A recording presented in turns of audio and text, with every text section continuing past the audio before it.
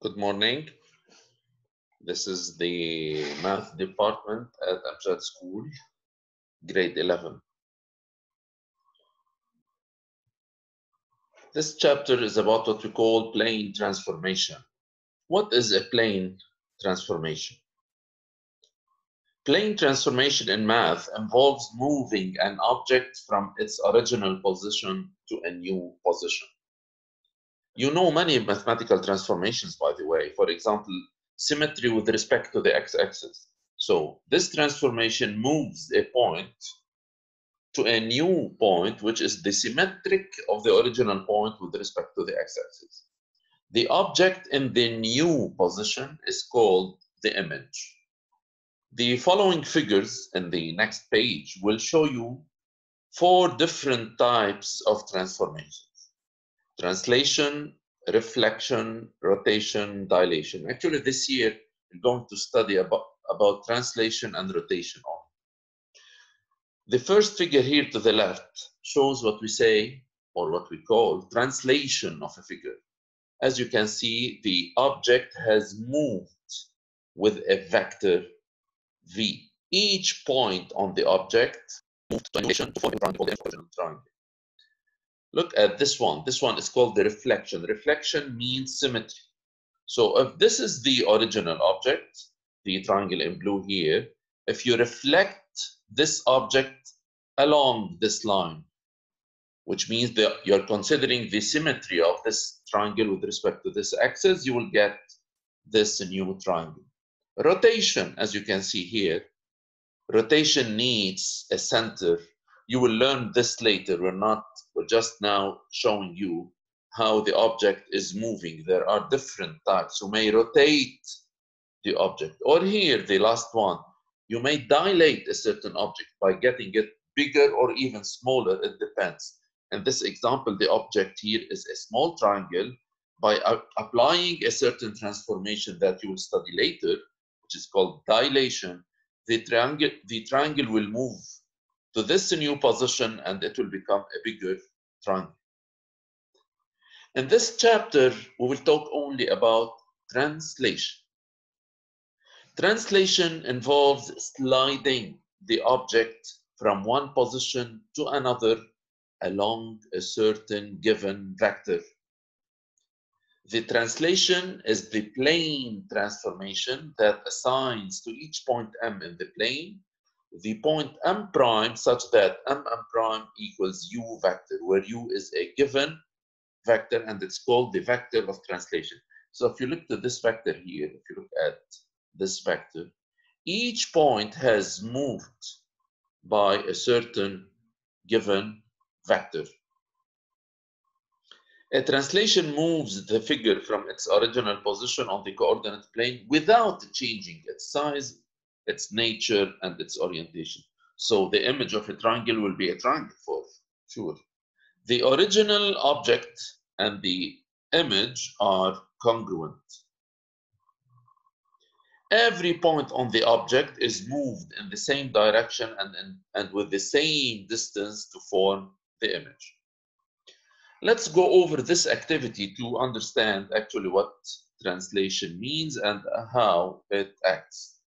Consider in the plane the points A and B and the vector U. So U is a given vector. Construct A prime such that A prime is equal to U. So A prime must be here.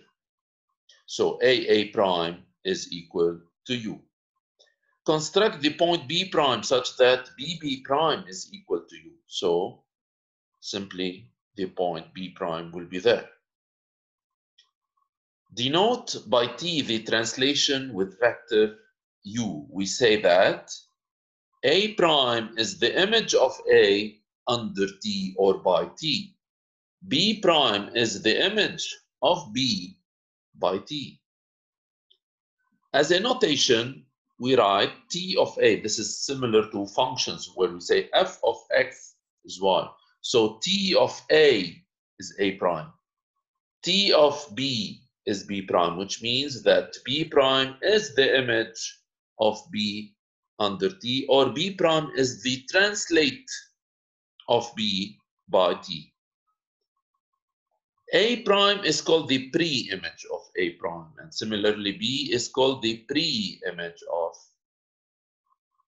B prime. What is the nature of the quadrilateral A prime, B prime, B? We have that A prime is U and B prime U, so A prime vector is for sure equal to B prime vector, which is U vector. This means that A prime, B prime, B is a parallelogram. Now, what if I'm asking you to compare the vectors AB and A prime, B prime? For sure, since A prime, B prime, B is a parallelogram, then AB vector is equal to A prime, B prime vector. Actually, we have to generalize this. This is extremely important in plane transformation, and this is a property for translation. As we said, you will study later some transformations other than translation, like rotation, dilation, whatever. Here in this session, we're studying the properties of translation.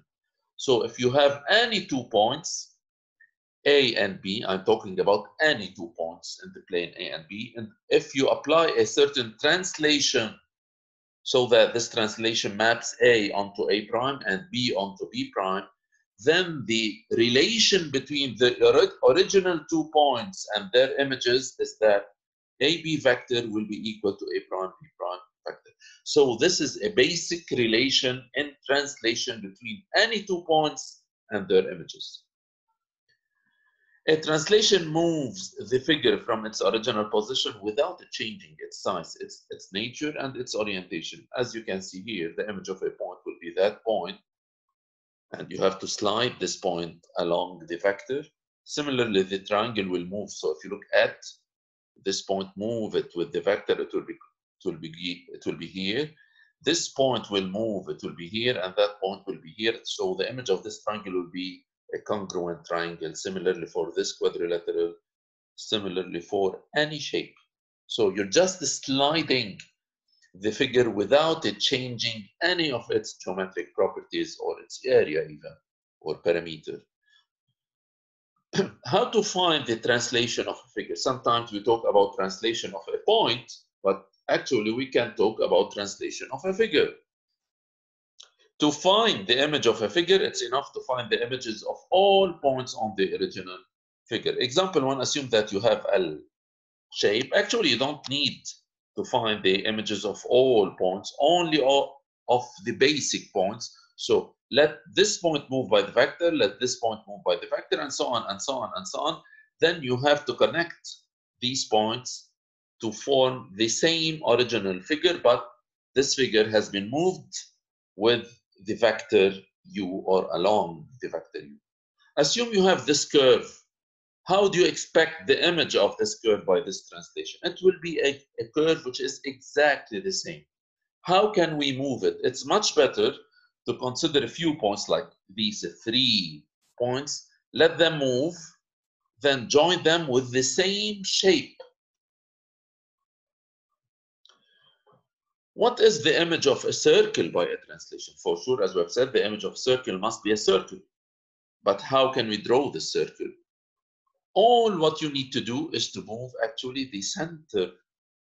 So the C is a circle with center O and radius R. A is any point on the circle. The image of the circle by T is a circle C prime of center O prime, as it's being constructed here.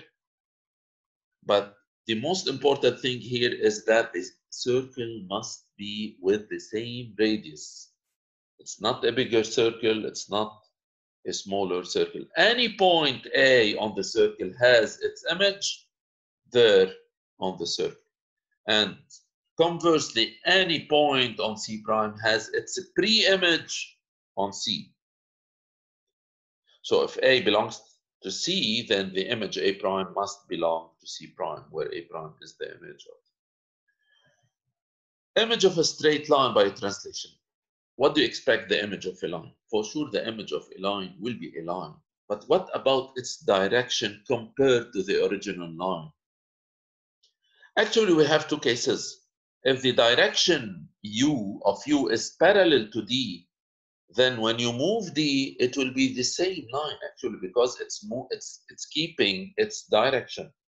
And in this case, we say that D is invariant. So the image of D as a line, it's not a segment here.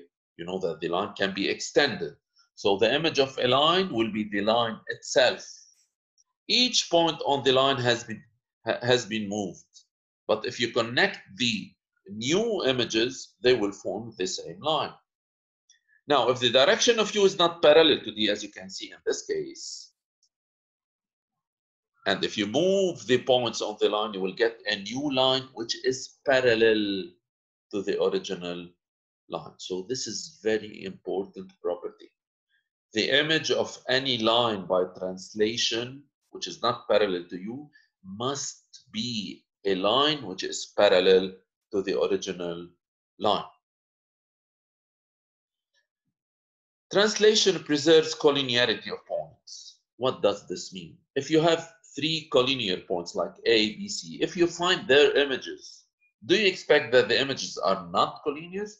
On the contrary, the images must be collinear. We say that translation preserves collinearity, which means all the points which are originally collinear, their images must be collinear. By the way, we use this in some proofs where we need to prove that 3 points are collinear. It's enough to prove that their pre-images or their images by a translation are collinear. So if A, B, and C are collinear, then their images A prime, B prime, and C prime are also collinear. Translation preserves midpoint. What does that mean? If you look at the figure, C is the midpoint of AB. If you find the image of A, the image of C, the image of B. Since C is the midpoint of AB, then its image must be the midpoint of A prime, B prime. Actually, translation preserves everything. Center of gravity, for example. If you have a triangle whose center of gravity is a G, if you apply T translation with vector U to this triangle, you will get a new triangle, A prime, B prime, C prime. If you want to find the image of the center of gravity G of the triangle ABC, it will be G prime. What does G prime represent with respect to the triangle A prime, B prime, C prime? Center of gravity, because translation preserves center of gravity. So G prime, which is the image of G, is the center of triangle, is the center of gravity of the new triangle. Also, translation preserves parallelism. If you have two parallel lines, if you're finding their images both, what about the images? The images themselves must be parallel. Translation preserves orthogonality. As I said, it preserves everything. If two lines are perpendicular, now if you're finding the images of these two lines, for sure the image of line D1 will be a line parallel to D1. The image of the line D2 will be a line parallel to D2. Since D1 and D2 are perpendicular, what can you say about their images after finding them? Their images must be perpendicular. So actually, translation preserves not only orthogonality, but preserves the angle. Application. Consider a triangle, consider a square ABCD with center O. M and P and Q are the midpoints of AB, BC, CD, and DA, as you can see clearly in the figure. Complete the translation of point D with vector QM. So this is D, and this is the vector QM. So if you want to move or to slide D with the vector QM, then the image of the point D will be O. Why? Since the vector QM is equal to DO. And we write image T of D by vector QM is O. Now, N is the image of the point by the translation of vector QM. So N is the image of which point? Or in other words, what is the pre-image of N? It's P. Simply because Pn is equal to Qm, and we say that T of P by this translation with vector Qm is n. What is the translation or the translation of the line dp? Look at the line dp. By the way, the line dp is the same, dc or whatever, by the vector Qm. So if you want to move, to slide, or to find the image of the line dc by the vector, by the translation with vector Qm, actually you can move more than a point on the line. For example, D is moved to O, P is moved to N. So if you join this line, it will be Qn. So it's On or Qn, it's the same line. And we say that the image of the line dp by T is On. Notice here that the original line DC and the image of this line, which is On or Qn, must be parallel, and they are. The translation of the triangle OPQ, look at the triangle OPQ, by the vector Qm. The best way to find the image of a triangle is to find the image of each of its vertices. O is moved to B, Q is moved to M, P is moved to N, and consequently the image of this triangle will be which triangle? The triangle BMN. And we say that the image T of OPQ, which is a triangle with vector QM, translation with vector QM, will be the triangle BNM.